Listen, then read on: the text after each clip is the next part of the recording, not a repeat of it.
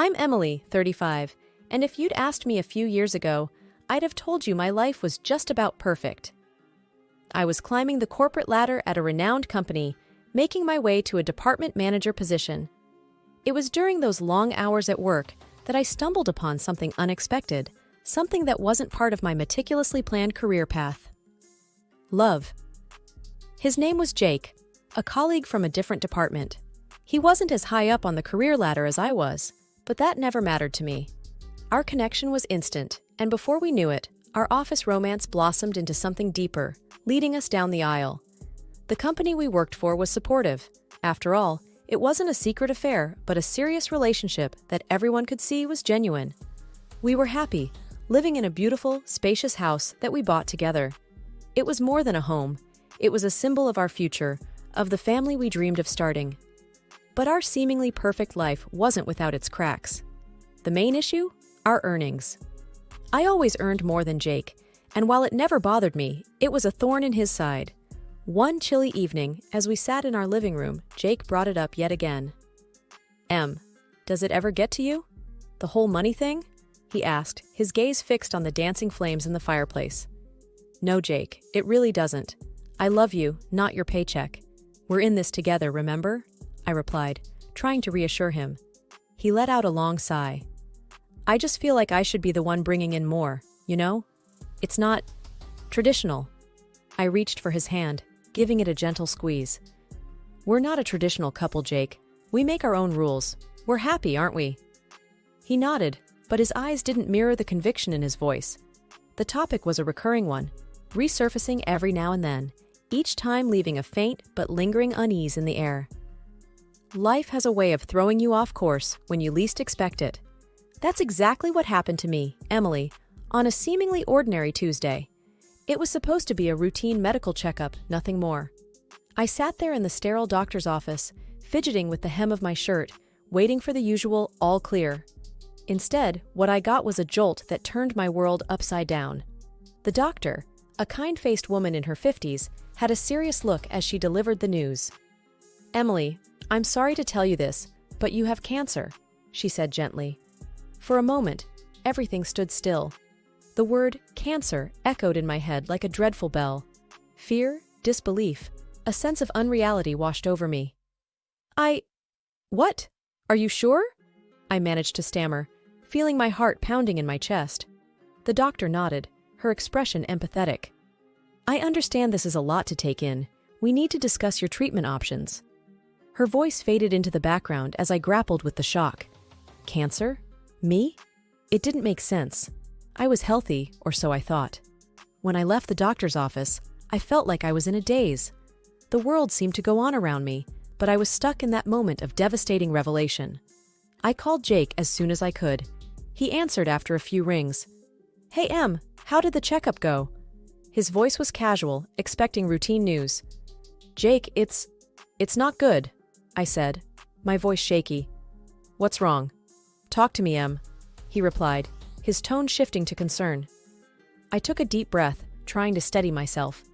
It's cancer, Jakey. I have cancer. There was a heavy silence on the other end. Then, oh God, Em, I'm so sorry. Are you okay? Where are you? I'm still at the clinic. I'm not okay, Jakey. I'm scared, I admitted, feeling a lump forming in my throat. I'll come right over. We'll face this together, Em. You're not alone, he said firmly. Hearing his words, a small flicker of hope ignited within me. Maybe, just maybe, we could get through this nightmare together. The following days were a blur of appointments, tests, and consultations. I started my treatment, which included chemotherapy. It was exhausting, both physically and emotionally. Jake was supportive at first, accompanying me to my sessions, holding my hand, trying to be strong for both of us. But as the treatments took a toll on me, I noticed a change in Jake. His visits became less frequent, his reassurances felt more forced. Whenever I asked him why he couldn't come, he always had the same excuse. Work is just crazy right now, Em. I'm so tired by the end of the day, he'd say over the phone. I tried to understand, to be sympathetic. After all, he was dealing with this in his own way, too. But deep down, I couldn't shake off the feeling of growing distance. the creeping sense of loneliness that started to envelop me. In those moments of solitude and struggle, I found an unexpected source of strength. My parents and my best friend, Lisa.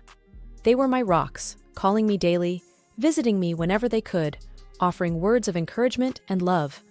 While I was trying to adjust to my new reality in the hospital, undergoing treatment and dealing with the side effects, life outside continued. I missed our home, the comfort of our bed, the little rituals Jake and I had. Despite his decreasing visits, I clung to the hope that we were still a team. One day, Lisa came to visit. She brought some magazines, my favorite snacks, and a sense of normalcy that I craved. But there was something off about her. She seemed uneasy. "Hey, what's up?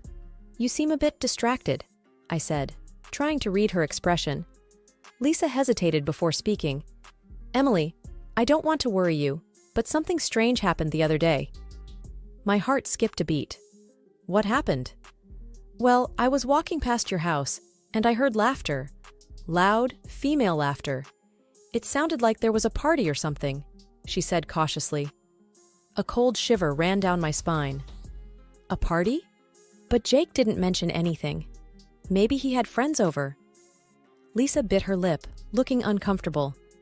"I don't know, Emily. It just felt weird. And I haven't seen Jake around much lately. I'm worried there might be someone else." Her words hit me like a ton of bricks. I didn't want to believe it, but the seeds of doubt were planted. Was Jake seeing someone else while I was stuck here, fighting for my life? "I need to know, Lisa. I can't just sit here wondering," I said, a sense of urgency rising within me. "I understand. But what are you going to do?" Lisa asked, her concern evident. "I need to go home. I need to see for myself," I decided, my mind made up. "But Emily, your treatment—" "I know. But I can't ignore this." "I have to know the truth," I interrupted, feeling a mix of anger, betrayal, and fear. Lisa helped me arrange for an early discharge. The doctors weren't thrilled, but my recent results were promising, and they agreed under the condition that I would continue my treatment on an outpatient basis. The drive home was nerve-wracking. Every possible scenario played out in my mind. I was scared of what I might find, yet I needed answers. As we pulled up to the house, everything looked normal from the outside. But the moment we stepped in, it was clear something was off. The place felt different, like it wasn't ours anymore. We heard voices coming from the living room. My heart pounded in my chest as we walked in, bracing for what we might find. To my utter shock, there was a couple sitting there, looking as surprised to see us as we were to see them. "Who are you? What are you doing in my house?" I demanded, my voice trembling with a mixture of anger and disbelief. The woman, probably in her late 30s, stood up. "I'm sorry, but who are you? We're renting this place." "Renting? This is my house. I live here with my husband, Jake," I said, struggling to process her words.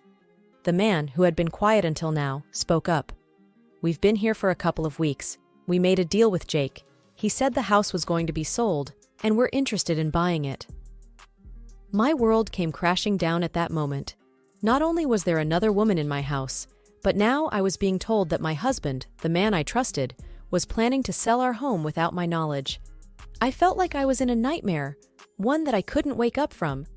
As I stood in the living room of what was once a symbol of our shared dreams, the couple who had unwittingly walked into this mess looked at me with a mix of confusion and pity. They introduced themselves as Mark and Sandra, clearly uncomfortable but trying to be polite. I could hardly focus on their words. My mind was in turmoil. "Please, can you call Jake? I need to speak to him," I said, my voice shaky but firm.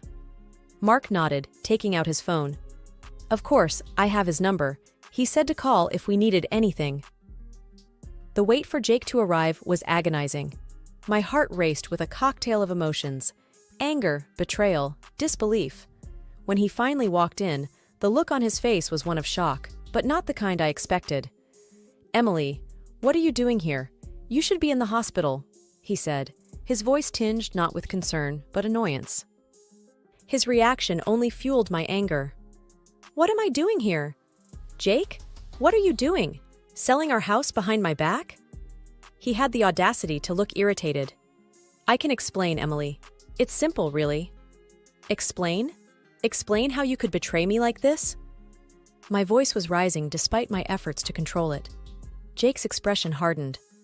Listen, Emily, you're sick. The cancer might not even go away. I have to think about my life too. I can't be tied down, waiting for whatever comes next. I felt like I had been slapped. His words were cruel, unrecognizable from the man I thought I knew. You're talking about selling our home, our life together, as if it's just a transaction. Is this really you, Jake? Disbelief and hurt were evident in my voice. He shrugged, a cold look in his eyes. It's practical, Emily. You're not going to make it, and I need the money to build my life. Besides, I would get this house anyway if you know. His words were like a knife twisting in my gut. The reality of his betrayal was worse than any suspicion I had harbored. I can't believe you, Jake. After everything, this is what it comes down to. Money and convenience? I was struggling to hold back tears. Jake seemed unfazed. Life goes on, Emily. Yours might not, but mine will. I need to think about my future.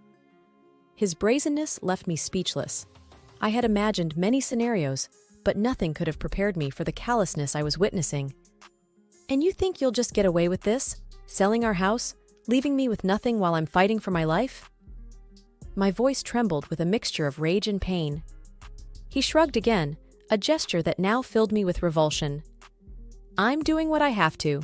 You can do whatever you want, Emily. It doesn't matter to me anymore. I felt a surge of resolve amidst the chaos of my emotions. I'll fight you on this, Jake, and the company will hear about how you treat your sick wife. You won't get away with this, he scoffed. Do what you want, Emily. I'm done here. With that, he turned and left, leaving a trail of coldness behind. I stood there, shaken to my core, realizing that the man I loved was a stranger to me now. I knew at that moment that this was a battle I had to fight, not just for my health, but for justice and dignity. After Jake left, a heavy silence filled the room. Mark and Sandra stood awkwardly, clearly wanting to escape the tense atmosphere. I couldn't blame them. Look, I'm really sorry about all this. We had no idea, Mark said, sounding genuinely apologetic. Yeah, we just wanted a place to stay. We didn't know about everything, Sandra added, her eyes full of sympathy. I gave them a weak smile. It's not your fault. You were just looking for a home. They offered to leave, but I insisted they stay. It wasn't their fault that Jake had dragged them into his deceit. After they left, I sat down on the couch, my mind racing. I felt betrayed, angry, and helpless. But amidst all those emotions, a fiery determination was taking shape. I wasn't going to let Jake walk all over me. The next morning, I called my lawyer and explained everything. He was shocked, but promised to help me fight this. Don't worry, Emily. We'll make sure he doesn't get away with this, he assured me. I felt a small glimmer of hope. With my lawyer's help, I would fight for what was rightfully mine. Next, I knew I had to confront Jake at work. It wasn't going to be easy, but I needed to face him. I wanted him to know that I wasn't going to back down. I arrived at the office, my heart pounding. As I walked through the halls, I could feel the eyes of my colleagues on me. They knew something was up. I knocked on Jake's office door and pushed it open without waiting for a response. Jake looked up, his face a mask of surprise and annoyance. Emily, what are you doing here? I'm here to tell you that I know everything. And I'm not going to let you get away with it, I said, my voice steady despite the turmoil inside. Jake scoffed. What are you going to do? You're sick, Emily. You should be resting, not causing a scene. I took a deep breath, steadying myself. I've spoken to my lawyer. We're going to fight you on the house, and I'm going to tell the bosses about what you've done. Jake's face hardened. You think you can scare me? Go ahead, tell them, see if I care. I met his gaze squarely. I'm not trying to scare you, Jake. I'm telling you what I'm going to do. You can't just throw me away because I'm sick. Jake leaned back in his chair, a smug look on his face. You really think you can win this? I'm not the bad guy here, Emily. I'm just trying to move on with my life. I felt a surge of anger. By selling our home? By leaving me with nothing? Jake shrugged. Life is tough, Emily. You should know that better than anyone. I shook my head, disgusted. I can't even recognize you anymore, Jake. You're not the man I married. Jake's expression didn't change. Maybe you never really knew me at all." With that, I turned and walked out of his office. I had said what I needed to say. Now it was time to fight. In the days that followed, my life turned into a whirlwind of paperwork, meetings, and strategy sessions. My health was improving, but my battle was far from over. With each passing day, I gathered more evidence to support my claim to the house. My larger financial contribution was a strong point in my favor, and I was determined to see this through. My lawyer was optimistic. "Emily, you have a solid case. The numbers don't lie, and given the circumstances, it's unlikely a judge will side with Jake," he assured me over the phone. The relief I felt was palpable. "Thank you," I replied. "I appreciate your help more than you know." "We're not there yet, but things are looking up," he cautioned. I understood. The legal world was unpredictable, but for the first time in a while, I felt like I was standing on solid ground. At work, the atmosphere was tense. My confrontation with Jake had become office gossip. Some colleagues whispered in corners, others offered quiet support. It was uncomfortable, but I couldn't let it distract me. I decided to meet with our bosses and lay everything out. It was a tough conversation, but necessary. I told them about Jake's betrayal, the house, everything. They listened, their faces a mixture of shock and empathy. "We're so sorry, Emily. This is unacceptable," one of them said. "The situation with Jake will be dealt with. This behavior can't be tolerated," the other added. Hearing their support was a relief. I didn't have to face Jake at work anymore. Days later, they called to tell me they had let Jake go. His actions didn't align with the company's values. It was a small victory, but it meant the world to me. My health was on the upswing, the treatments were working, and my doctors were hopeful. It was a glimmer of hope in a sea of chaos. One evening, as I sat in my small rental, contemplating my next steps, my phone rang. It was Jake. I hesitated but answered. "Emily, please, we need to talk." He sounded desperate. "What's there to talk about, Jake?" I asked, my voice firm. "I was wrong.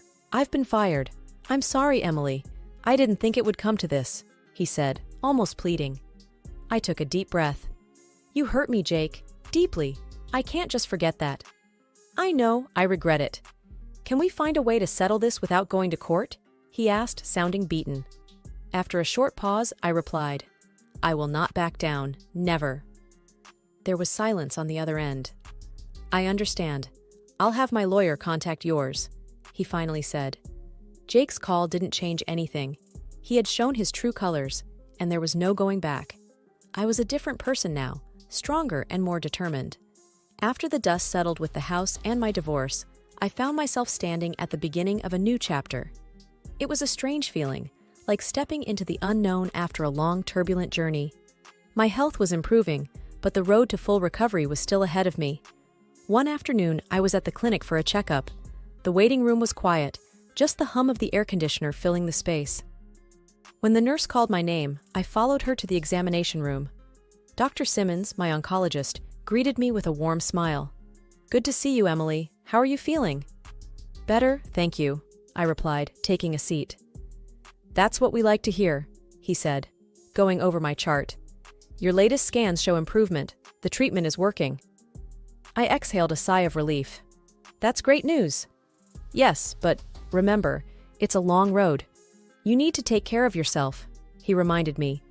"I know, and I will," I assured him. He nodded, satisfied. "Good. We'll keep monitoring your progress." Leaving the clinic, I felt a mix of emotions. Hope, certainly, but also a sense of responsibility.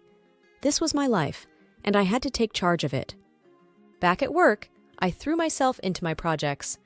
It was a distraction, but also a reminder that I had a purpose beyond my illness and personal troubles. One day, I was in the break room when I overheard a couple of colleagues talking. "Did you hear about Jake? He's trying to get his job back," one of them said. "Really? After what he did?" "Good luck with that," the other replied. I stayed silent, stirring my coffee. Jake's choices were his own. I had my path to follow, and it didn't include him. After work, I met up with my friend Sarah for dinner. She had been a rock throughout everything. "How are you holding up?" she asked as we sat down. "I'm okay, taking it one day at a time," I answered. That's all you can do, and hey, you're doing amazing, she said, offering a reassuring smile. I nodded. Thanks, I couldn't have done it without your support. We're in this together, she said, raising her glass. To new beginnings. To new beginnings, I echoed, clinking my glass with hers. The next few months were a blend of routine and small victories. Each doctor's visit brought good news. My strength was returning, and with it, a newfound determination to live life on my terms. The treatments had worked, and the doctors were optimistic. I was officially in remission. As I walked into the office that morning, I felt a sense of pride. I had not only kept my job through the toughest times, but also excelled. My team greeted me with warm smiles and congratulations. The workday was busy, but I didn't mind. Being productive gave me a sense of normalcy. Later, I met Sarah for lunch. She had been more than a friend. She was my pillar of strength. You look radiant, Emily, she said as we sat down at our favorite cafe. I feel it too, Sarah. It's like a new beginning, I responded, smiling. And you deserve every bit of it. So, what's next for you? She asked, sipping her coffee. I've been thinking about that. I want to give back, maybe volunteer at the cancer center. Share my story, help others. I said, the idea resonating with me more and more. That's wonderful, Emily. You'll be amazing at it, she encouraged. After lunch, I went for a walk in the park. The sun was shining and the air was fresh. I took a moment to sit on a bench and just breathe. Life was precious, and I was here, living it. As I walked back home, my phone rang. It was my boss, Mr. Thompson. Emily, good news. The board has approved your proposal for the new project, he said. That's fantastic. Thank you, Mr. Thompson. I won't let you down, I replied, excitement building up. I know you won't. Keep up the good work, he said, before ending the call. Back at home, I reflected on my journey.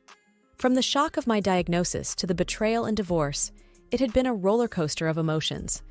But here I was, standing tall. I decided to write a blog post, sharing my story with the world.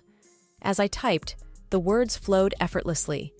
It was a story of pain, resilience, and ultimately, triumph. When I hit publish, I felt a sense of liberation. My story was out there, and if it could inspire even one person, it was worth it.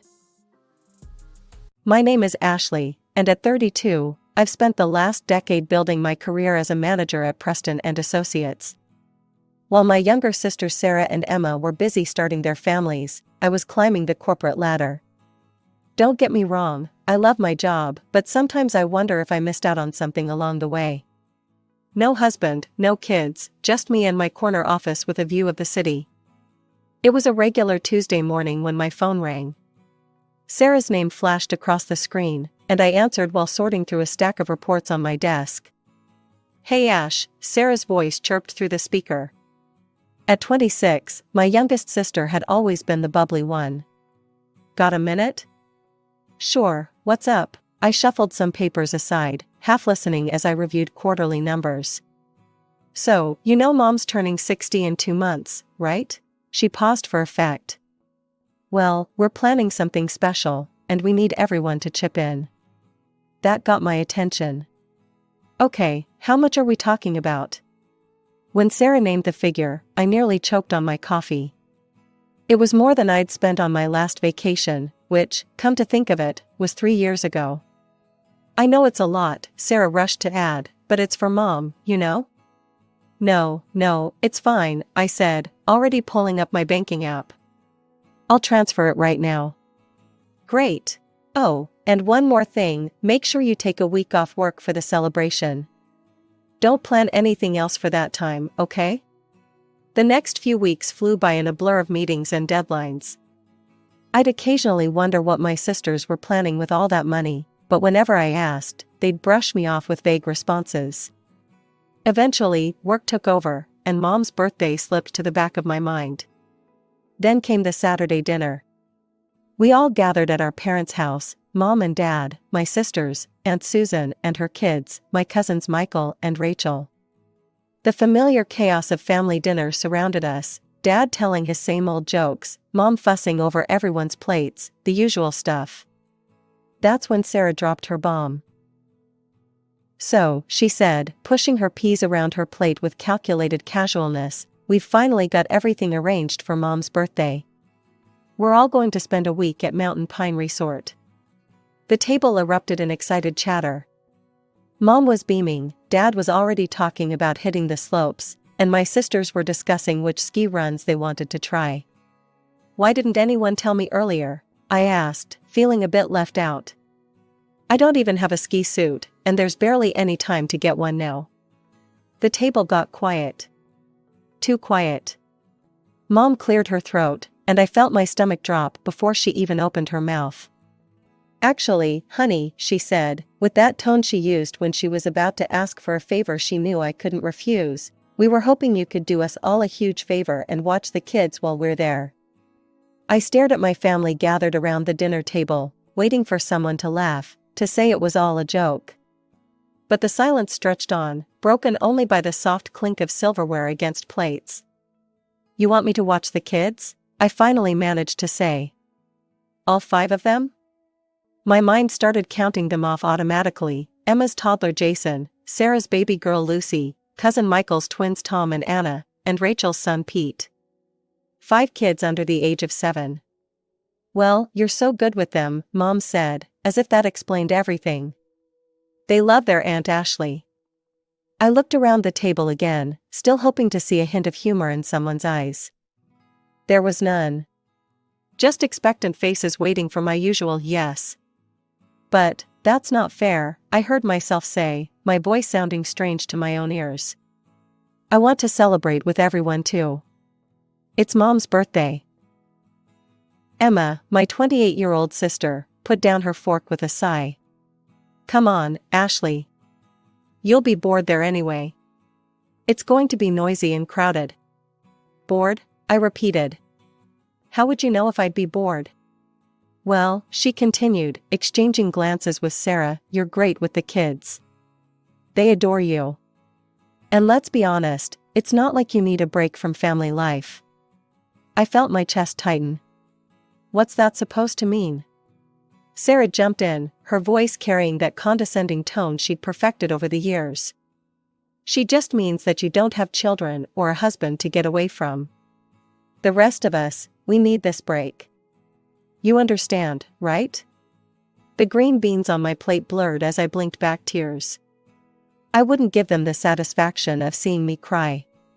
Instead, I quietly pushed back my chair and stood up. "Ashley?" Mom's voice held a note of concern, but not enough to actually stop me. Without a word, I grabbed my purse from the counter and headed for the door. Nobody moved to stop me. Nobody called out. The only sound that followed me was Mom's voice, drifting from the dining room. "Don't worry, she'll be a little offended at first, but she'll come around. She always does." As I walked to my car, their voices faded behind me, already moving on to discussing ski slopes and winter gear. The evening air was crisp against my face, helping to clear my head. 10 years of putting everyone else first, of being the responsible one, the reliable one, and this is what I got in return. The worst part wasn't even the babysitting request, it was the casualness with which they'd assumed I'd agree. The way they'd planned this whole thing without me, using my money, my time, my vacation days, without even asking. As if I was just a resource to be used, not a member of the family to be included. I spent half the night pacing around my apartment, replaying every family dinner, every holiday, every moment when I'd dropped everything to help someone else. The memories came flooding back, each one taking on a new, darker meaning in light of tonight's events. There I was at 16, making dinner while Mom helped Emma with her homework. Me at 18, turning down a spring break trip with friends to watch Sarah while our parents took a weekend getaway. At 21, working 2 jobs during college to help pay for Emma's prom dress. The images kept coming, year after year, sacrifice after sacrifice. "Ashley, can you watch Jason for a few hours?" Emma's voice echoed in my head. "I really need a break." "Ashley, would you mind taking the twins for the weekend?" Michael's familiar request played back like a broken record. "Rachel's overwhelmed with Pete, and you're so good with kids." I'd always said yes. Always. Even when I had important meetings the next day, even when I was exhausted from my own work week. I'd taken pride in being the reliable one, the responsible sister, the perfect daughter. I collapsed onto my couch, the leather cool against my skin. The photo albums on my coffee table caught my eye, family vacations where I was always the one behind the camera, holiday gatherings where I was always in the kitchen while everyone else laughed in the living room. When was the last time someone had asked me what I wanted? It's not like you need a break from family life. Sarah's words kept echoing in my head. As if my life, my career, my choices were somehow less valid because I wasn't married with children. As if all my sacrifices meant nothing because they didn't fit their definition of what mattered. Sleep didn't come easily that night. I tossed and turned, remembering how I'd worked through college on a scholarship, determined not to burden my parents financially. How I'd started my career immediately after graduation, helping to put both my sisters through school. All those late nights at the office, climbing the corporate ladder, sending chunks of my salary home to help with family expenses. By morning, I'd made up my mind. I wasn't a confrontational person, never had been. There had to be a way to resolve this peacefully, to make them understand without causing a family rift. So I did what I'd always done when there was a problem, I tried to fix it. I waited until a reasonable hour on Sunday morning before picking up my phone. Mom answered on the third ring. "Hi, Mom," I said, keeping my voice steady. "I've been thinking about the resort trip. Actually, I have a solution. I'll pay for a professional babysitter for all 5 kids. That way, everyone can enjoy the celebration together." The silence on the other end of the line stretched for a moment too long. "That won't work, Ashley," Mom finally said, her voice tight. "We can't trust some stranger with the children. They're used to you." "Mom, I want to be part of the celebration too," I tried to explain. "I want to be there for your birthday. I could find a really good babysitter, someone with excellent references." "You know you're not exactly a social butterfly," she cut me off, her voice sharp. "You'd probably be uncomfortable with all the noise and activity anyway. The children will keep you busy, and you enjoy spending time with them. It's perfect for everyone." The click of the call ending echoed in my ear before I could respond. I sat there, phone still pressed to my ear, as my mother's words sank in. She hadn't even bothered to say goodbye. I was still staring at my phone, processing my mother's abrupt hang-up, when it buzzed again. Sarah's name flashed across the screen. "How dare you," she hissed, before I could even say hello. "Mom just told me about your little suggestion about hiring a babysitter. Are you trying to ruin everything?" I sat up straighter, my sister's hostile tone catching me off guard. "Ruin everything? I'm trying to find a solution that works for everyone." "We already have a solution." Sarah's voice rose. "Everything's planned, Ashley. Everything. And now you're being completely selfish, trying to change all our arrangements at the last minute." The accusation hit me like a slap. "I'm being selfish?" "Yes, you are. We've been planning this for weeks. Everyone's excited. The resort is booked, the activities are scheduled, and now you want to throw a wrench in everything because you can't just do this one thing for the family?" My hand started shaking. "One thing? Are you serious?" "You know what? If you ruin this trip for everyone, if you spoil Mom's birthday celebration, don't bother talking to me again." "I mean it, Ashley." The line went dead. I sat there, stunned by my baby sister's threat, when my phone buzzed with incoming messages. This time from Emma. "Family needs to stick together," her first text read. "We all help each other out." Another message popped up. "Remember when I watered your flowers last year while you were at that conference?" And another, "You're good with the kids. They love you. Why can't you just forget about being resentful and think about what's best for the family?" My fingers flew across the keyboard as I replied, "A real family doesn't take advantage of each other. A real family respects each other's wishes and includes everyone in their plans. A real family doesn't manipulate and guilt-trip each other." I watched the three dots appear and disappear several times, but no response came. That's when it hit me. The way they'd asked for money without explaining what it was for. The careful way they'd told me to take time off work without mentioning the resort. The casual way they'd announced their plans at dinner, as if everything was already set in stone. They'd planned this all along. While I was working late nights, while I was babysitting their kids, while I was being the perfect daughter and sister, they were secretly arranging this trip. They'd used my money, arranged my schedule, and planned to dump 5 children on me without so much as a conversation. And now that I wasn't playing along with their script, they were trying every manipulation tactic they could think of, guilt, threats, emotional blackmail, to force me back into the box they'd created for me. Something strange happens when you finally see through the fog of manipulation. Suddenly, everything becomes crystal clear. I felt lighter than I had in years. The guilt that had been weighing me down was replaced by something else, determination. I opened my laptop and started searching.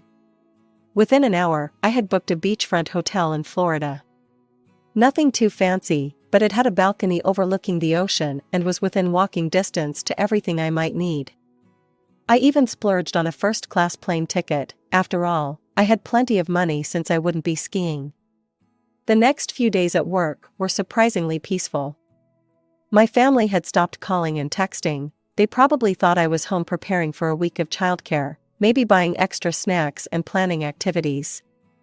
The thought made me smile as I packed my beach clothes and new swimsuit. Taking a tropical vacation in the middle of winter? My colleague Janet asked when she saw me checking the Florida weather forecast.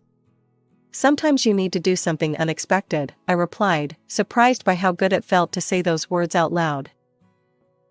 The morning of my flight, I took one last look around my apartment. I'd cleaned everything meticulously, force of habit, I suppose. The empty fridge, the properly locked windows, everything in perfect order. Just like always, except this time, I wouldn't be here to answer any desperate phone calls for babysitting. As the plane took off, I switched off my phone and tucked it into my bag. No social media, no email, no family drama. Just me, the beach, and a whole week of freedom. The Florida air hit me like a warm embrace when I stepped out of the airport. Palm trees swayed in the breeze, and I could smell the salt from the ocean even from here.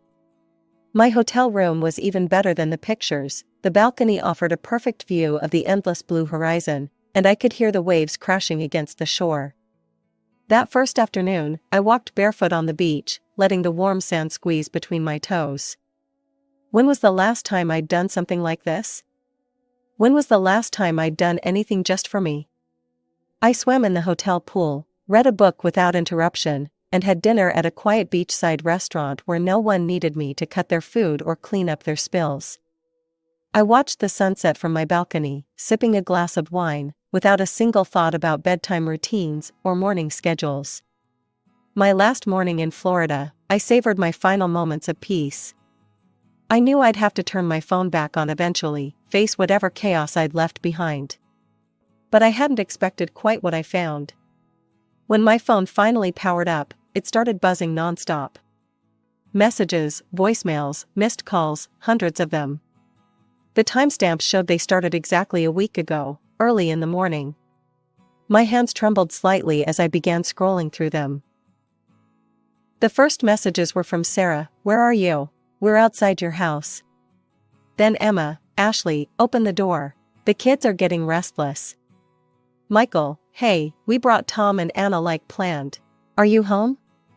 Rachel, "Ashley, what's going on? Pete's asking for his aunt." As I read through the messages, I could picture the scene perfectly, my sisters and cousins, standing outside my empty house with 5 confused children, their suitcases packed for the resort, their carefully laid plans crumbling around them. The tone of the messages changed quickly from confusion to panic.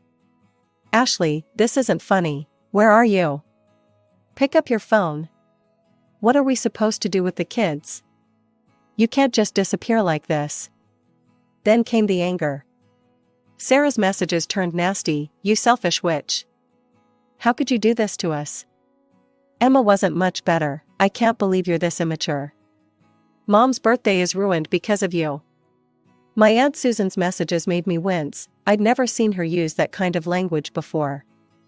You ungrateful little. You've ruined everything. These children were counting on you. Mom's messages started later in the day. I'm so disappointed in you, Ashley. I never thought you'd be this selfish. After everything we've done for you. Dad, who rarely texted, had sent just one message: your mother is crying. I hope you're happy with yourself.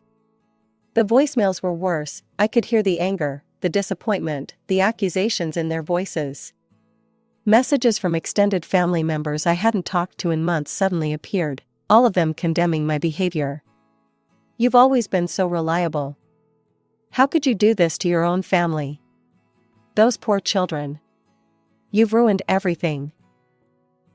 I sat there in my peaceful hotel room, reading message after message, learning exactly what my family thought of me when I finally stopped being their convenient solution. The words they used, the names they called me, the assumptions they made about my character, it was like meeting a whole new family, one that had been hiding behind fake smiles and casual requests for favors. Without responding to any of them, I packed my bags and headed to the airport. It was time to go home, but I wasn't the same Ashley who had left a week ago. That Ashley might have apologized, might have felt guilty, might have tried to make it up to everyone. But that Ashley was gone.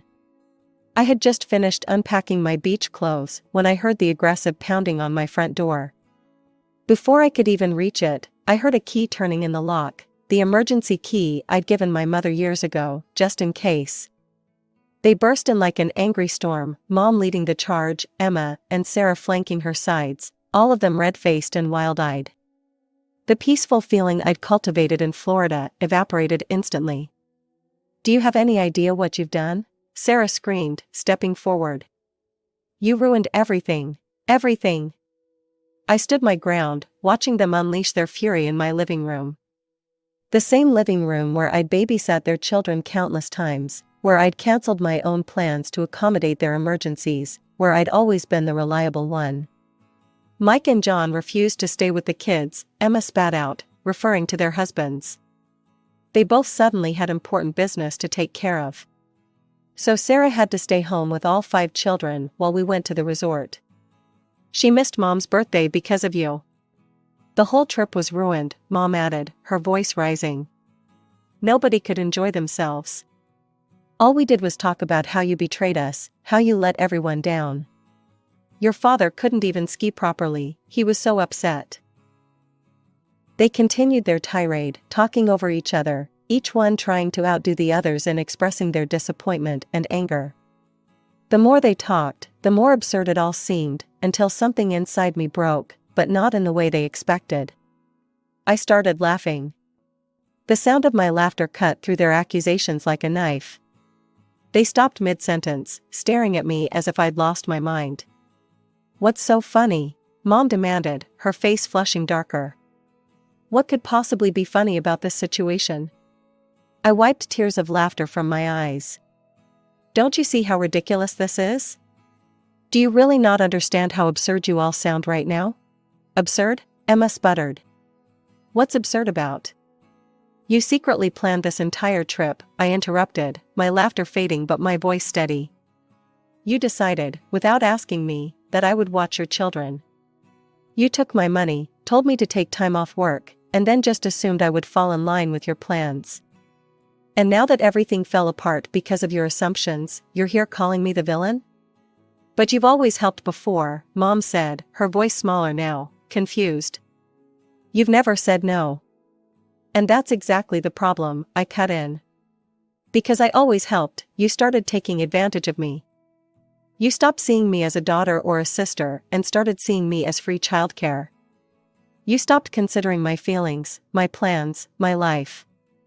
That's not true, Sarah protested, but her voice lacked conviction. Really? I raised an eyebrow. Then why didn't you include me in the planning? Why didn't you ask me if I wanted to go to the resort? Why did you just assume I'd be happy to stay behind with 5 children while everyone else celebrated?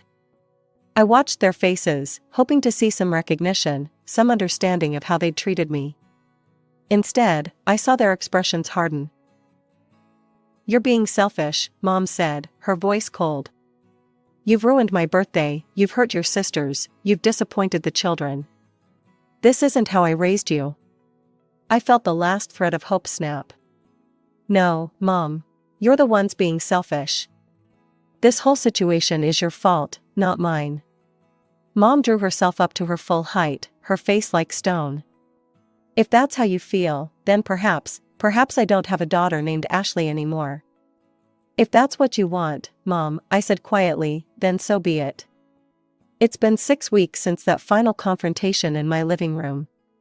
6 weeks of silence, broken only by the occasional notification when one of my family members makes another thinly veiled post on social media. "Some people only think about themselves," Mom wrote last week, followed by a dozen sympathetic comments from relatives and family friends who only know her version of the story. "Family should always come first," Sarah posted yesterday, with a photo of her daughter. "So blessed to have people in my life who understand what that really means." Emma's latest was a long paragraph about toxic people who destroy family bonds with their selfishness. She didn't tag me, of course, but everyone knew who she was talking about. A few months ago, these posts would have devastated me. I would have spent hours crafting responses in my head, losing sleep over their words, wondering if maybe they were right. But now? I just scroll past them, sometimes with a small smile at how predictable they've become. I've changed my routine. Instead of spending my weekends on standby for emergency babysitting calls, I've joined a local book club. The first meeting felt strange, sitting in a coffee shop on a Saturday morning, knowing my phone wouldn't ring with a desperate plea from one of my sisters. Last week, I booked another vacation, a trip to Europe in the spring. I didn't have to check with anyone's schedule or make sure it wouldn't conflict with someone else's needs. I just saw a good deal and took it. Sometimes, in quiet moments, I think about my nieces and nephews. I miss them, but not the way they were used as weapons against me. I hope that someday, when they're older, they'll understand. Maybe they'll even recognize the same patterns in their own lives and choose differently. I still have the emergency key Mom used that last day. I should probably mail it back, but something stops me each time I think about it. Maybe part of me hopes that one day, they'll understand. That they'll see how their actions and expectations were unfair, how they took advantage of my love for them. That they'll realize family doesn't mean sacrificing yourself to meet everyone else's needs. But I'm not waiting for that day anymore. I'm not putting my life on hold hoping for their approval or understanding. For the first time in my life, I'm putting myself first, and it feels right. Yesterday, I deleted the family group chat from my phone. I didn't make an announcement about it or try to explain myself. I just quietly removed myself from one more obligation, one more source of stress. Some might call this selfishness. My family certainly does. But I've learned that there's a difference between being selfish and having self-respect. Sometimes, the healthiest thing you can do is step away from people who can't see your worth beyond what you can do for them.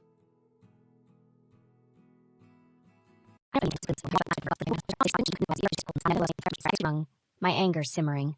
Marcus just smiled, oblivious to the barbs hidden in his mother's words. The final straw came when Clara started discussing our personal finances, a topic I had always considered private. "Marcus, dear, you really should invest in real estate. Evelyn's little job is cute, but you need something more substantial for the future." I couldn't take it anymore. "Clara, with all due respect, our finances are none of your concern." The room fell silent. Clara's eyes narrowed, a glint of malice in them. "Oh, I see. Well, I'm just trying to look out for my son. After all, we can't all come from money, can we?" Her words stung, a reminder of the modest background I came from. I felt Marcus's hand on mine, a silent plea for peace. But peace was the last thing on my mind. As Clara continued to prattle on, oblivious to the hurt she had caused, a plan began to form in my mind. If Marcus wouldn't stand up to his mother, then I would. Clara needed to learn that she couldn't just walk over people, and I was going to be the one to teach her. After dinner, I excused myself, claiming a headache. Alone in our bedroom, I allowed the tears to flow. Marcus's mother was ruining our marriage, and he was letting her. But I wasn't going to be a victim any longer. Clara had taken my watch, my peace, and my dignity. It was time for her to pay. My mind raced with ideas, each more satisfying than the last. Revenge, they say, is a dish best served cold, and I was ready to serve it up in spades. Clara had no idea what she had unleashed. But she would. Oh, she definitely would. The following week was a slow burn of anticipation. Each day, I plotted my revenge against Clara, fantasizing about the moment I would put her in her place. But nothing prepared me for the audacity of her next move. It was a Saturday morning. Clara had arrived unannounced, as was her habit now. Marcus had stepped out to run errands, leaving me alone with her. The tension in the air was palpable. I was in the living room, trying to read, when Clara sauntered in, a smug smile on her face, and there it was on her wrist, my watch. My heart pounded in my chest, a mix of rage and disbelief. "That's my watch," I said, my voice low and dangerous. Clara glanced at the watch nonchalantly. "Oh, this old thing, I found it lying around. Thought it might suit me." I stood up, my hands shaking. "You had no right to take it. It's mine." Clara laughed, a cold, harsh sound. "Finders keepers, dear. Besides, it looks better on me." The nerve of her. I felt a scream building inside me, but I swallowed it down. This wasn't just about the watch anymore. This was about respect, about boundaries. "You need to give it back. Now," I demanded, my voice steely. Clara waved a dismissive hand. "Oh, don't be such a drama queen, Evelyn. It's just a watch." "Just a watch?" It was the last gift from my father, a symbol of his love and sacrifice. And she treated it like a trinket. I took a deep breath, trying to control the tempest inside me. "You don't understand. That watch means a lot to me. You have no idea." But Clara just smirked. "Well, now it means a lot to me too, so I guess I'll be keeping it." I couldn't believe her audacity. It was clear she had no intention of returning it. My mind raced with anger and hurt. This was a declaration of war. "Fine, keep it. But remember, Clara, every action has consequences," I said, my voice icy. Clara laughed again, clearly amused by my threat. "Oh, Evelyn, always so dramatic. Don't worry, I'll take good care of your precious watch." As she sauntered out of the room, I felt a resolve solidify within me. Clara had crossed a line, and I was no longer going to play the passive victim. Marcus returned home later, and I confronted him. "Your mother took my watch. She's wearing it like it's hers." Marcus sighed, running a hand through his hair. "Mom can be a bit eccentric. I'm sure she didn't mean any harm." Eccentric? This was outright theft. I could barely contain my fury. "Marcus, this isn't about being eccentric. She stole from me, from us, and you're just going to let her get away with it?" He avoided my gaze, a sure sign of his discomfort. "I'll talk to her, Evie. I promise." Talk to her? That was it? I realized then that Marcus would never stand up to his mother. It was always going to be me against her. But I was ready. Clara had made a powerful enemy in me, and I was going to make sure she regretted ever crossing me. I lay in bed that night, unable to sleep, my mind churning with plans of revenge. Clara had underestimated me, and she was going to pay for it. I was going to get my watch back, and I was going to make her suffer for ever thinking she could take it from me. The battle lines were drawn, and I was ready to fight. Clara had no idea what was coming for her, but she would learn. They all would. The days leading up to my plan were filled with a simmering rage. Clara's audacity to take my watch and flaunt it was unbearable. But what I discovered next pushed me over the edge. It was a Thursday evening, and Marcus was late from work. I decided to do some cleaning to distract myself. As I was tidying up the guest room, I stumbled upon something that made my blood run cold. Clara's belongings, neatly tucked away in the closet. Fury and betrayal swirled within me. I confronted Marcus as soon as he walked through the door. "Why are Clara's things in our guest room?" I demanded, barely containing my anger. Marcus's face paled.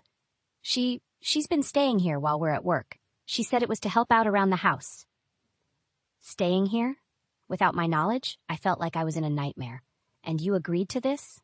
Behind my back?" I was shaking with rage. Marcus tried to placate me. "She's just trying to be helpful, Evie. I didn't think it would be a big deal." Not a big deal? His mother, the woman who had stolen from me, was invading our home, and he thought it wasn't a big deal?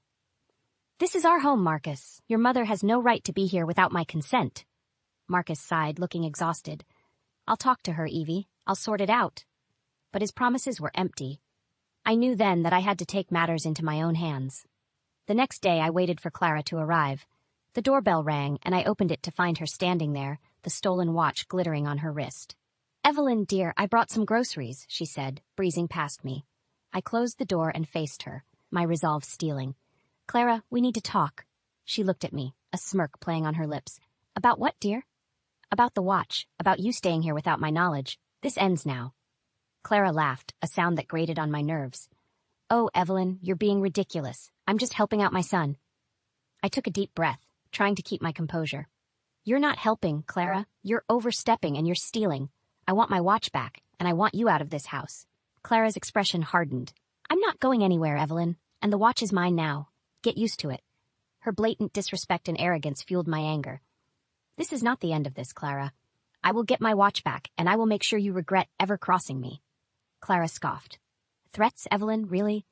You're no match for me. But she was wrong. I was more than a match for her, and I was going to prove it. As she went about her day, invading my space and my life, I put my plan into action. I contacted a lawyer, ready to fight for my rights, for my dignity. Clara had underestimated me, but she was about to find out just how determined I was. The battle lines were drawn. Clara had made a grave mistake, and she would soon realize just how costly it was. I lay in bed that night, my mind racing with plans and strategies. I would not rest until I had reclaimed what was mine and put Clara in her place. She had awoken a fire in me, and I was ready to burn everything down if I had to. The war was on, and I was ready to fight to the bitter end. Clara had no idea what she had unleashed, but she would. She would learn that some lines should never be crossed. The day of reckoning arrived sooner than I expected.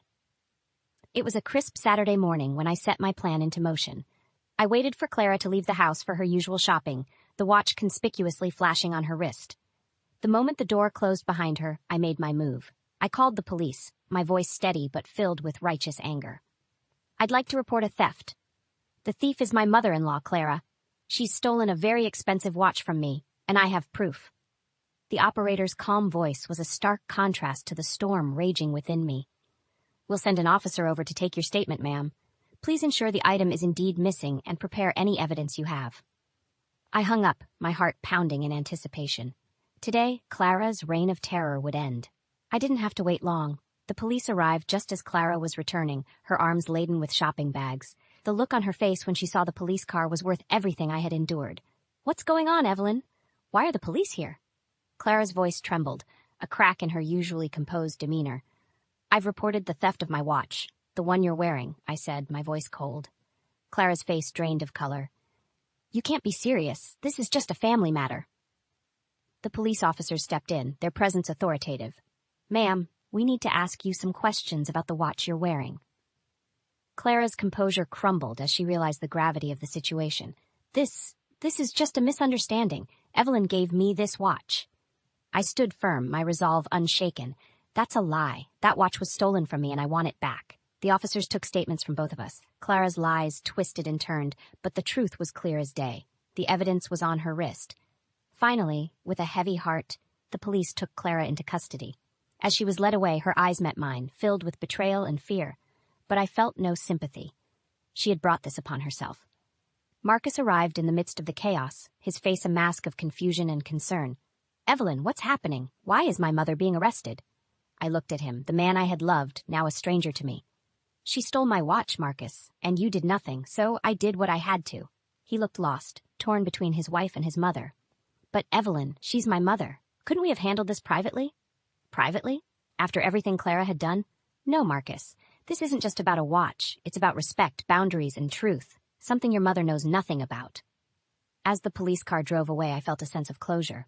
The watch was returned to me, a little worse for wear, but still precious. Marcus tried to talk to me, to explain, to apologize. But his words fell on deaf ears.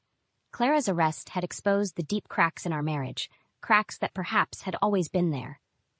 I retreated into the house, leaving Marcus alone with his thoughts. The battle was won, but the war was far from over. I had stood up for myself against Clara, but now I faced a new challenge, deciding the fate of my marriage. As I sat alone, the house eerily quiet, I realized that this was just the beginning. Clara's downfall was my victory, but it was also a stark reminder of the choices I had to make. I had fought for my dignity and won. Now it was time to fight for my future. The fallout from Clara's arrest was immediate and tumultuous. The news spread like wildfire, igniting whispers and stares in our community. But the hardest part was facing Marcus, who seemed a shadow of the man I married.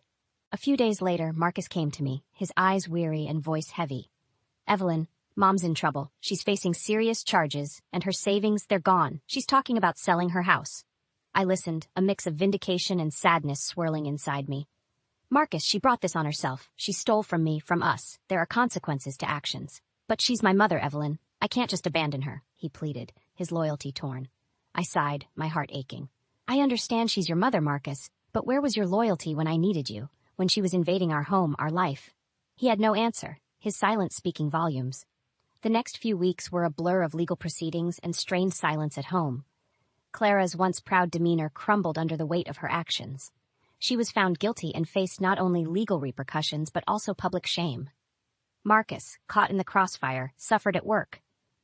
His performance declined, and soon rumors of his mother's actions reached his workplace. He resigned, unable to bear the humiliation and stress. One evening, as we sat in our living room, the distance between us like a chasm, Marcus spoke, his voice barely a whisper. Evelyn, I think Mom and we're gonna move. Start over somewhere else. I looked at him, the man I had once loved so deeply. And what about us, Marcus? He looked at me, pain etched on his face. I don't know, Evelyn. I don't know if there's an us anymore. The words hung in the air, a painful truth we both had avoided. As Marcus and Clara's world unraveled, I felt a bitter satisfaction. Clara had paid the price for her arrogance and deceit. But the cost was high, too high. The day Marcus left, the house felt empty, a shell of the home we had built together. I watched as he drove away, Clara in the passenger seat, both defeated and broken. I sat alone, the silence deafening. My revenge had been successful, but it left me hollow. I had stood up for myself, but at what cost? I thought about the watch, now safely tucked away in my drawer. It was more than just a timepiece. It was a reminder of my strength, my resilience, but it was also a reminder of the price of revenge. The sweet satisfaction was fleeting, replaced by a lingering sadness. I had won the battle, but the war had taken its toll. As I sat in the quiet of my home, I realized that this was not the end, but a new beginning. I had to rebuild, to find myself again. The watch, my father's gift, was a symbol of that journey. A journey to rediscover who I was, beyond the scars of betrayal and revenge. The path ahead was uncertain, but I was ready to face it. With or without Marcus, I would move forward, stronger and wiser. Karma had struck, and its lessons were harsh but clear. It was time to leave the past behind and embrace a new future. One step at a time. In the weeks following Marcus's departure, I found myself in a state of reflection. The house, once filled with the noise of our life together, now echoed with silence. It was in this silence that I began to confront the reality of what had transpired. My revenge against Clara had been successful, but it had come at a great cost. I had lost my husband, and in many ways, a part of myself. But amidst the ruins, I found a sense of empowerment. I had stood up for myself, something I realized I had been afraid to do for too long. One evening, as I sat looking at the watch, a symbol of my victory and loss, my phone rang. It was Marcus. His voice was different, tinged with regret and sadness. Evelyn, I just wanted to say, I'm sorry. For everything. I should have stood by you. I let you down. I listened, a myriad of emotions swirling within me. Thank you, Marcus. That means a lot, but I think it's too late for us now. There was a pause, heavy with unspoken words. I know, he finally said. I just hope you can find it in your heart to forgive me someday. I sighed, a weight lifting off my shoulders. I already have, Marcus, but forgiving doesn't mean forgetting. We both need to move on. After the call, I felt a sense of closure. The chapter of my life with Marcus and Clara was over, but a new one was waiting to be written. In the months that followed, I focused on myself. I reconnected with old friends, took up hobbies I had long neglected, and started to rebuild my life, piece by piece. Clara, on the other hand, faced her own demons. The legal consequences of her actions had left her financially and emotionally drained. The once proud and imposing figure was now a shadow of her former self. Through mutual acquaintances, I heard of her struggles, but I felt no joy in her downfall. It was a sad end to a sad story. As for Marcus, he tried to rebuild his relationship with his mother, but the damage was done. Their bond, once unbreakable, was now fragile and strained. He moved to a different city, starting over in a bid to escape the shadows of the past. And as for me, I learned to find joy in the little things. The watch, once a symbol of conflict, became a reminder of my strength and resilience. It was a testament to my ability to overcome adversity, to stand up for what was right. I realized that life was too short to be spent in anger and revenge. The experiences had taught me the value of forgiveness, not for the sake of others, but for my own peace. As I moved forward, I carried with me the lessons of the past. I had faced betrayal and come out stronger. I had learned the hard way that sometimes the best revenge is to let go and live well. The watch ticked on, marking not just the passage of time, but the beginning of a new chapter. A chapter where I was the author, writing a story of hope, healing, and new beginnings. In the end, I knew that the greatest revenge was in living a life full of happiness, a life that was mine and mine alone. And with that realization, I stepped into a future filled with endless possibilities, the watch on my wrist a constant companion on this journey.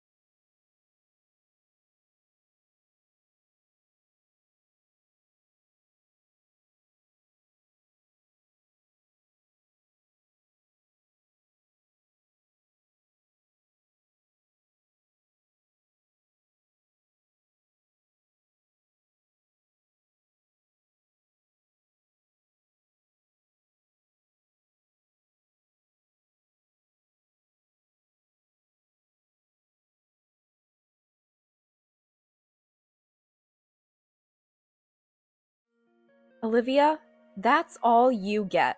You owe me $700 for the dumplings. At Karen's birthday celebration, a gathering I had never been invited to before, that's what Lily told me. In front of me, there was just a single dumpling. Pointing at it as if feeding a pet, Lily said with a laugh, "Here you go." Karen, the elementary schooler, seemed to be in on the joke too, laughing at me.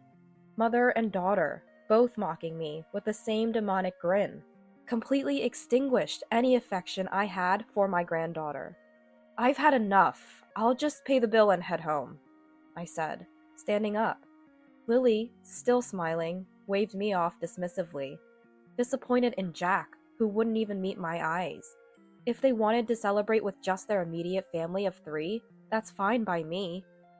I was willing to pay, but with that attitude, any desire to celebrate had long since vanished. No matter what they say, I'm never getting involved again, I thought irritably as I went to settle the bill. Then someone tapped my shoulder. Hearing her words, I decided to get back at Lily and her family. "I'm Olivia. This year, I turned 65. Blessed with children, I've led a normal life. Though my husband was always focused on his work and not much of a talker, I believed we had a good relationship. I thought my life was without major upheaval, but there was one thing that troubled me. It was Lily, my eldest son's wife. I understand that it's common for wives and mothers-in-law to not get along. However, Lily's attitude of treating me as an enemy just for being the mother-in-law was causing me trouble. "Olivia, you're always free at home, right? Let me do you a favor and take care of your cute grandchild." "Lily, I have plans today. I told you I can't do last-minute favors, remember?" "I never heard that. Maybe you just think you told me." I never knew what set her off, but Lily always had a harsh attitude towards me. She'd call suddenly or come over unannounced, dumping tasks on me without caring about my plans. Even if I helped, she'd never thank me, saying, "A parent should naturally do that much." But if I refused, she'd condemn me as some terrible villain. Lately, I've been finding excuses not to comply with her demands. Yet, Lily would confront me, labeling me as a heartless person, accusing me of treating her poorly or not loving my grandchild. Lily seemed to truly despise me. The final straw was when Karen, my granddaughter, started elementary school and I was taking care of her after school. "Grandma, you're mean to Mom, aren't you?" "What? No, why would you say that?" "That's what Mom says. You always lie and say you don't. Liar. Mom was crying. You should apologize." Apparently, Lily had been telling Karen that I was mean to her, and I was confronted with such accusations from Karen. I had no idea what she was talking about and tried to get the details from Karen. But Karen, seemingly taking Lily's words at face value, just kept calling me a liar, making it impossible to have a conversation. I couldn't understand why Lily would manipulate such a young child to dislike me.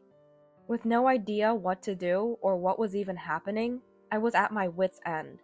When I talked to my husband, his response was just, "She's a child. She probably doesn't understand yet." He didn't seem too concerned. Consulting my eldest son, Jack, was no better. His cold reply was, "Handle your own problems. Probably just tense around the mother-in-law, worrying about being ordered around because she's the wife." I would never do that.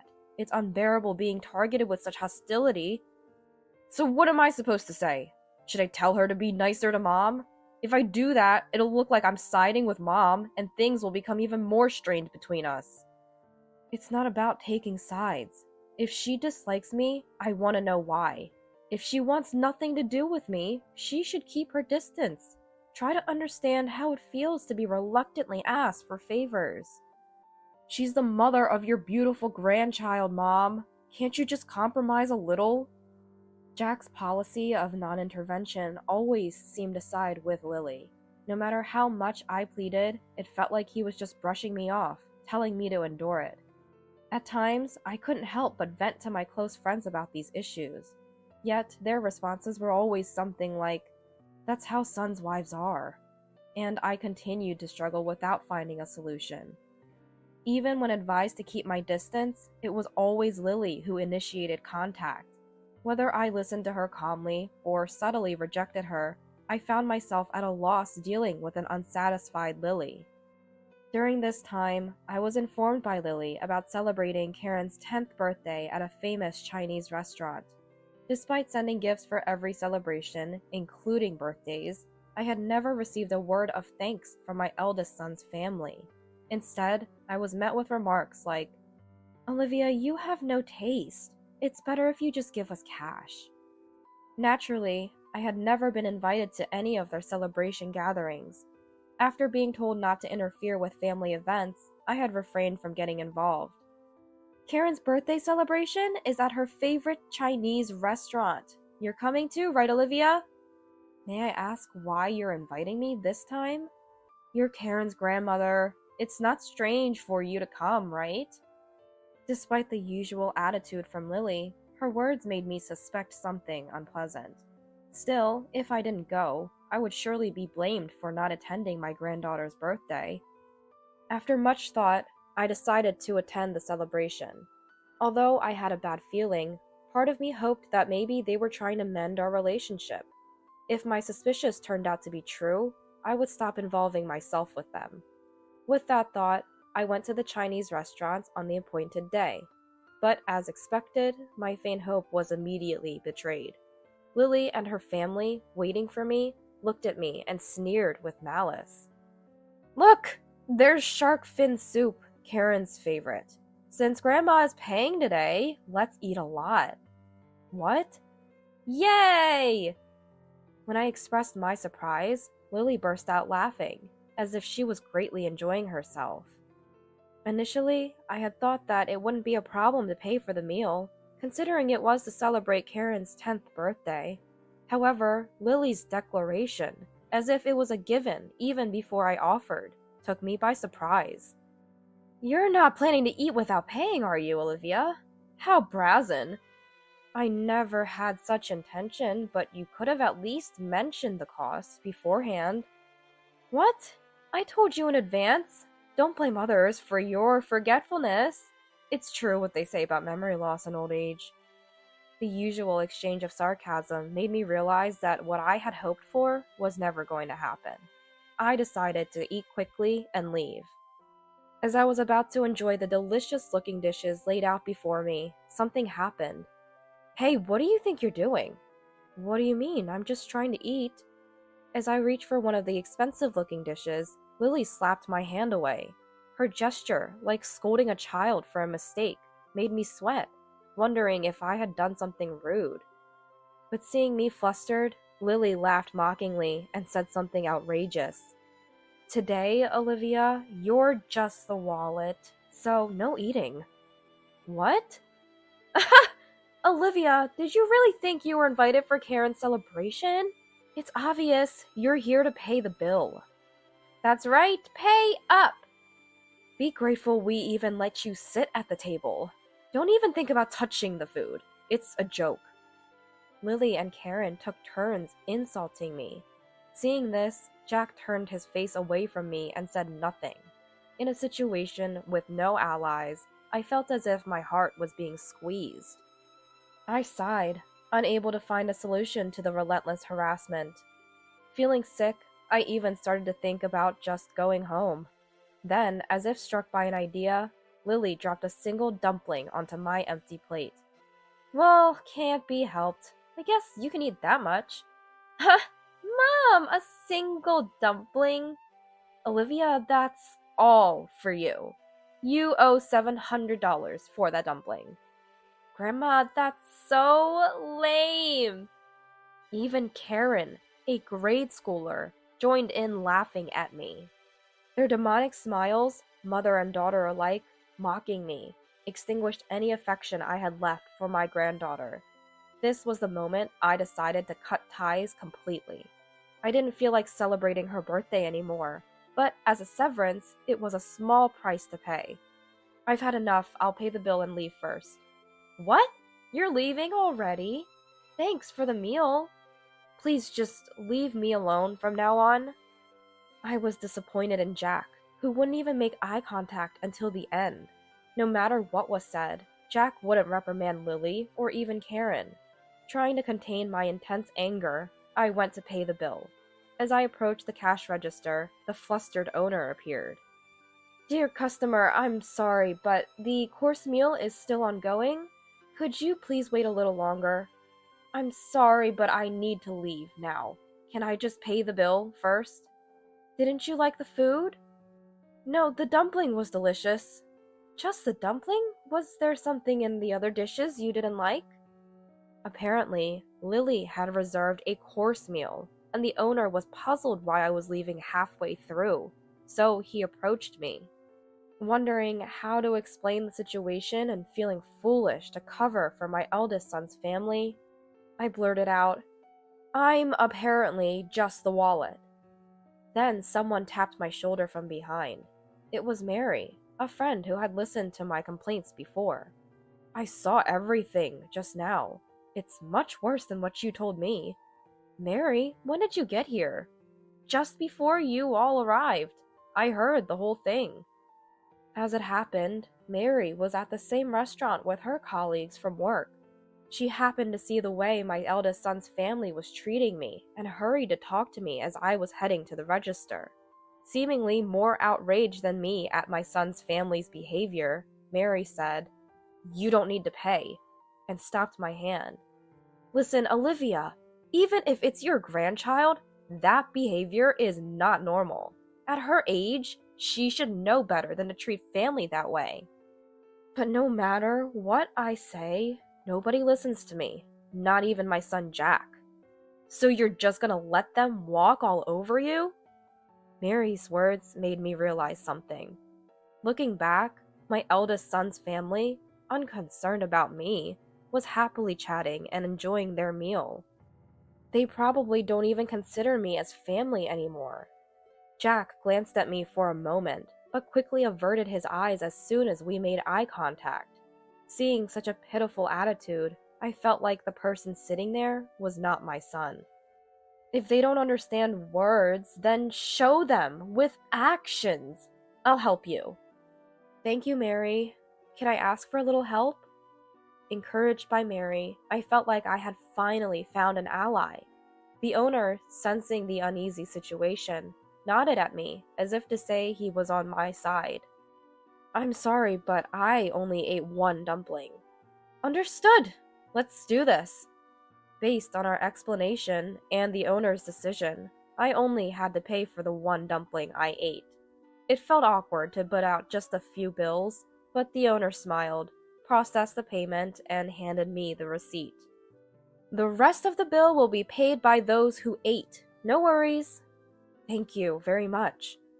In a situation with no allies, I found unexpected salvation in the kind restaurant owner and my friend. Internally, I felt that this alone was a good enough punishment for them, but after receiving advice from Mary, I wasn't planning to let their divine retribution end there. "I'm sorry, and thank you so much for today." "It's alright. From now on, if they treat you badly, speak up firmly, okay?" "Yes, thank you. Actually, I have another favor to ask, if that's okay." I thanked Mary and made a request before watching her return to the restaurant. Then I headed home, ready to deliver a final blow to my eldest son's family. The next day, when my doorbell rang, I was sure it was Lily. I had anticipated that she would come to complain about the payment from yesterday. Sure enough, the monitor showed Lily glaring at the camera with a furious expression, and I went to the door. "What do you mean, Olivia? Not paying for yesterday?" and yelled at me. Her expression was hardly one you'd direct at a family member. I sighed lightly before facing Lily to talk. "I only ate one dumpling yesterday, so I only paid for what I ate." "The dumpling cost $700, remember?" "Oh, maybe you didn't hear it because of your age." With such rude attitudes from a wife and granddaughter, I didn't feel like paying anymore. As I retorted, they became even more heated and started verbally abusing me. What kind of attitude is that? Just because you're Karen's grandmother, do you think you can do anything you want? I don't want a grandma like you. Don't act so high and mighty. Ignoring their own behavior, Lily pointed fingers at me as if I were some kind of villain. Karen, too, acted as though she was a hero delivering justice to evil. Was there really a reason I had to be yelled at like this? I couldn't help but ask out loud, and an astonishing response came back. Hey, why do I have to be treated like this? What don't you like about me? What have I done? You haven't done anything. You know, wives just don't like their mother-in-laws. What do you mean? Just that. This time I thought I'd make you useful as a wallet since I was angry.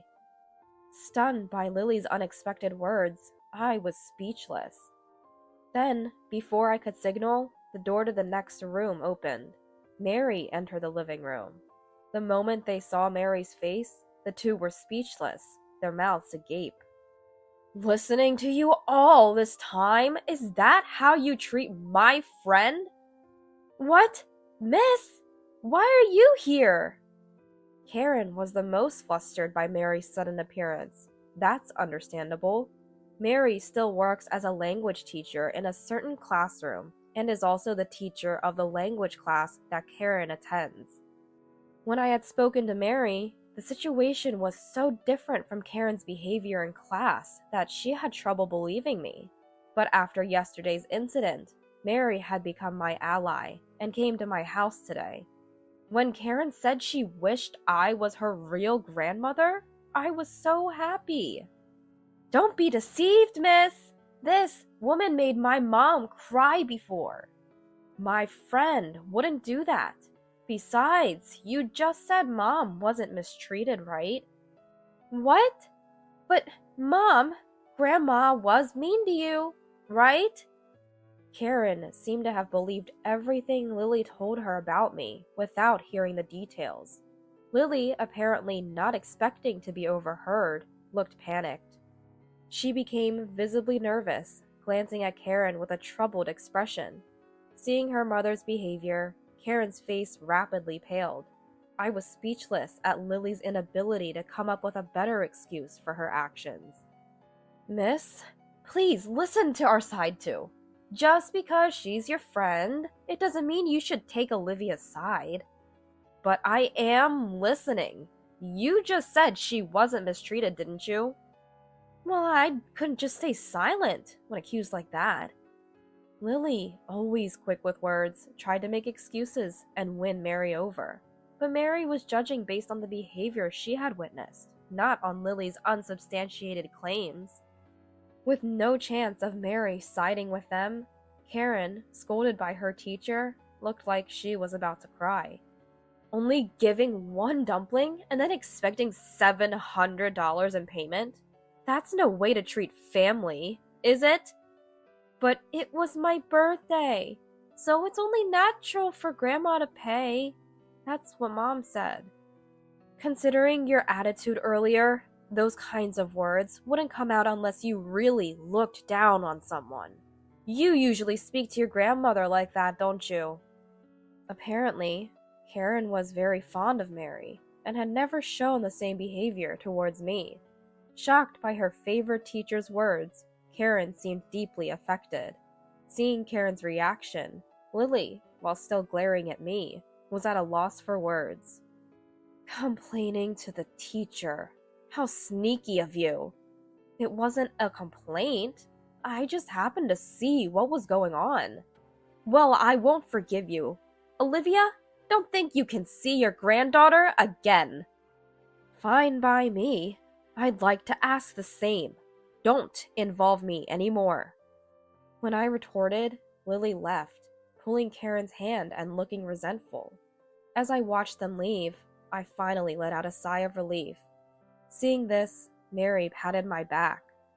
After all that, they won't be able to act so arrogantly anymore. Thank you, Mary. Sorry for always relying on you. It's fine, Olivia. They wouldn't listen to you, right? With that attitude, it's no wonder. Mary's cheerful demeanor saved me. and I was able to cut ties with Lily and her family. It's a shame I couldn't say anything to Jack, but I don't expect to hear anything more from Lily. Seeing the usually confident Lily taken aback cleared the frustration I had been carrying. Afterward, apparently Lily and Karen got into an argument because Lily had lied to Karen about me, leading to, "Mom made the teacher dislike me!" Karen still couldn't be appeased, and Lily called me to complain. "Explain the situation to Mary. Is it okay for Karen to stop going to her language class?" What's there to explain? Mary saw everything for herself. What more is there to say? "If you admit to harassing me, then my story won't be a lie. You could at least agree with me on that." No way. That's your responsibility. You should sincerely apologize to Karen. Lily called me several times, but since she told me to stay away, I stopped answering. Jack also called, confused about which side to take between Lily and Karen. Disgusted with his indecisive attitude, I echoed the words once said to me, "Handle your own problems." Karen continues to attend Mary's class and has become much quieter since being scolded that day. Well, she was too energetic before, so maybe this is just right for her now, as a sign of reflection. I hope so. Don't worry about it, Olivia. As a teacher, I'll keep an eye on her. Thank you. I owe you so much, Mary. Don't mention it. We're friends, after all. Mary said this nonchalantly. Please, don't worry about it. I couldn't help but feel grateful to Mary. Next time, I plan to go out with Mary and finally enjoy the Chinese meal we missed.